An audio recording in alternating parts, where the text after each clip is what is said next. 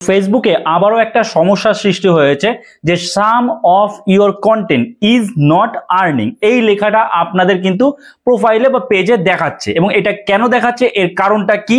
Monetization ঠিকই on আছে, আপনার পেজ বা প্রোফাইল ঠিকই রেকমেন্ডেবল দেখাচ্ছে, কিন্তু এই লেখাটা দেখাচ্ছে। আর এই লেখাটার মানে কি? আপনার কিছু কন্টেন্ট থেকে আর্নিংটা হচ্ছে না, মানে মনিটাইজেশন অন আছে কিন্তু কিছু কিছু কন্টেন্টের সমস্যা আছে, যে কারণে আপনার আর্নিং হচ্ছে না। তো চলুন আজকের এই ভিডিওতে এই সমস্যার সমাধান আমরা করে ফেলবো মাত্র 2 মিনিটের মধ্যে। তো চলুন আর দেরি না করে শুরু করা যাক। দেখুন অন স্ক্রিন আপনারা দেখতে পাচ্ছেন, আমি সাইডে স্ক্রিন শেয়ার করছি। ওকে, তো আপনারা কি করবেন, আপনারা ভালো করে আপনাদের যে পেজ বা প্রোফাইল আছে তার যে প্রোফাইল আইকন আছে সেই প্রোফাইল আইকনে আপনারা ক্লিক করবেন। ঠিক আছে, তো আমি প্রোফাইল আইকনে ক্লিক করলাম।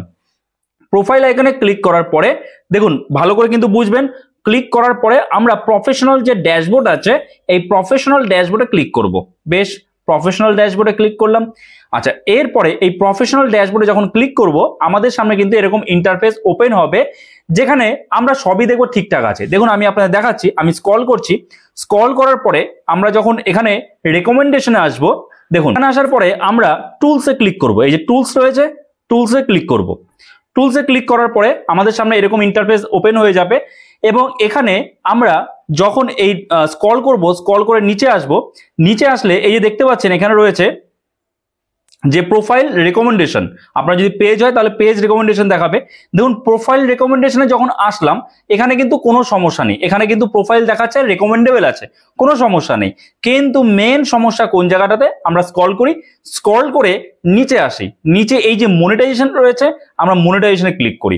যখনই মনিটাইজেশনে ক্লিক করব এখানে দেখুন কি দেখাচ্ছে, your profile is active and earning তো দেখাচ্ছে, কিন্তু তার সাথে সাথে এই লেখাটাও কিন্তু দেখাচ্ছে যে some of your content is not earning. বোঝা গেল? এইবার এটা আমি কি করে ঠিক করব? তো এর জন্য আপনাদের এই যে সি মোর আপনারা দেখতে পাচ্ছেন, এই সি মোরের উপরে আপনারা ক্লিক করবেন। বোঝা গেল? ক্লিক করলেন, ক্লিক করার পরে আপনার যে কন্টেন্টগুলোতে সমস্যা আছে সেগুলো কিন্তু চলে আসবে। দেখতে পাচ্ছেন আমার কিন্তু যে কন্টেন্টের সমস্যা সেটা দেখাচ্ছে, সব কিছু চলে এসেছে, দেখতে পাচ্ছেন। আচ্ছা, এই যে এই কন্টেন্টগুলোতে কিছু সমস্যা আছে যে কারণে আমাদের এই লেখাটা দেখাচ্ছে। হয়তো আপনার যে এই কন্টেন্টগুলো সেগুলো ফেসবুকের কোনো গাইডলাইনের এগেনস্টে চলে গেছে, তো এর জন্য কি করতে হবে, এগুলো আমাদের ডিলিট করতে হবে। কিন্তু ডিলিটটা আপনি কোথা থেকে করবেন? এখান থেকে না, এগুলো আপনাদের কোথা থেকে ডিলিট করতে হবে সেটা আমরা এবার দেখে নেব। তো তার জন্য আপনারা জাস্ট ব্যাক করে এইখানে চলে আসবেন, যেখানে আমরা যে প্রোফাইল নেমটা আছে বা পেজের নেমটা আছে সেটা এখানে চলে আসবেন। ঠিক আছে, তো এই নামের উপরে ক্লিক করব। নামের উপরে ক্লিক করলেই আমার যেগুলো আছে সেগুলো কিন্তু চলে আসবে। চলে আসলো। এইবার আমরা ওই যে দেখে নিলাম কোন কোন ভিডিওতে সমস্যা আছে, দেখে নিয়েছি, সেই ভিডিওগুলো আমরা জাস্ট এখান থেকে ডিলিট করে দেবো, তাহলেই সমস্যার সমাধান হয়ে যাবে। বোঝা হলো? আশা করি বুঝতে পেরেছেন। তো এখান থেকে জাস্ট ধরুন এই ভিডিওটার সমস্যা ছিল, আমরা জাস্ট এখান থেকে এটা স্ক্রল করব। স্ক্রল করে এই যে দেখুন এখান থেকে যে 3 ডট আইকন আছে এই 3 ডটে আমাদের ক্লিক করতে হবে। তো 3 ডটে ক্লিক করলাম। 3 ডটে ক্লিক করার পরে এখান থেকে যে ডিলিট পোস্ট দেখতে পাচ্ছেন, বা মুভ কি করবেন, এই যে মুভ টু ট্র্যাশ দেখতে পাচ্ছেন, তো এই মুভ টু ট্র্যাশে আপনারা ক্লিক করবেন।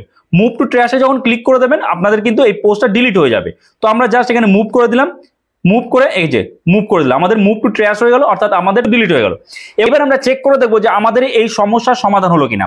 সেই একইভাবে আমরা কোথায় যাব, আমরা যাব প্রোফাইলে। ঠিক আছে, প্রোফাইলে গিয়ে মনিটাইজেশন স্ট্যাটাসে আমরা গিয়ে দেখবো যে সমস্যার সমাধান হলো কিনা। প্রফেশনাল ড্যাশবোর্ডে চলে এসেছি। প্রফেশনাল ড্যাশবোর্ডে আসার পরে এই যে রয়েছে টুলস, টুলসের উপরে ক্লিক করব।